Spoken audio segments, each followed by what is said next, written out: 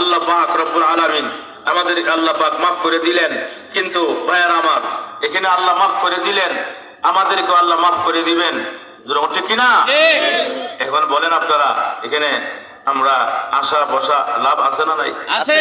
কখনো আসতে আছে না নাই? এখনো যারা বাইরে ঘুরাইতেছে শাস্তরে বোয়া, টিভির সামনে বোয়া, আছে না নাই? আছে। এখনো তো ফাও ঘুরাইতেছে, সুযোগ পাইলে মোমবাতি খায়, কথা বলা ঠিক। এরপরে সুযোগ দান্তিক বান্তি সাইডে কেউ নাই, এর লেগে মোবাইলে হাতে লইয়া হ্যালো আই লাভ ইউ, আছে না নাই? আছে। যারা করতেছে এরকম আফসোস করবে, আফসোস করে কি বলবে? আল্লাহ আরেক আয়াতে নিজে আলোচনা করেন, সুবহানাল্লাহ। সুবহানাল্লাহ। ربنا أبصرنا وسمعنا فارجعنا نعمل صالحا إنا موقنون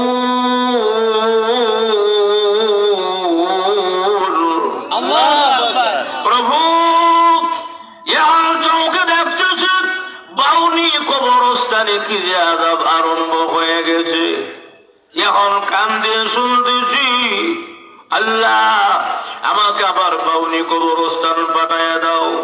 বাউনি ডাইরেক্ট আয়াত আসেনি, আয়াত নাই, ইনডাইরেক্ট আছে। ওলামায়ে কেরাম যারা বুঝে, আরবি গ্রামার যারা বুঝে তারাও বুঝে। ফারুজিনা রাজা ইয়ারজু বাবে জরাবে জরুর থেকে আসছে, আল্লাহ মানে ওই জায়গা পাঠাও যেই জায়গাটা আপন করছিল, কথা বলা ঠিক। তার মানে হইল যদি কাউকে চট্টগ্রাম দাফন করে বলবে প্রভু গো চট্টগ্রাম কবরস্থান পাঠাইয়া দাও, যদি কাউকে ঢাকার আজিমপুর কবরস্থান দাফন করে আল্লাহ ঢাকার আজিমপুর কবরস্থান পাঠাইয়া দাও, যদি কাউকে গাজীপুর শ্রীপুর ওই যে বাউনি কবরস্থান দাফন করে আল্লাহ বাউনি কবরস্থান পাঠাইয়া দাও। কেন না আমাল সালিহা, এখন থেকে আমরা আমল করব, এখন থেকে নামাজ পড়বো, রোজা রাখবো, হজ করব, যাকাত দিব, আল্লাহ গুনাহ কাজ করব না, নেকের কাজ ছাড়বো না, আল্লাহ সুদ খাবো না, ঘুষ খাবো না, জিনা করবো না, ব্যভিচার করবো না। আল্লাহ মাহফিলের মাইকের আওয়াজ আমাদের কানে আসছিল, যাই নাই, আল্লাহ এখন থেকে মাহফিল বাদ দিব না, আল্লাহ দিনের কাম রাইতে সারবো না, ঠিক না?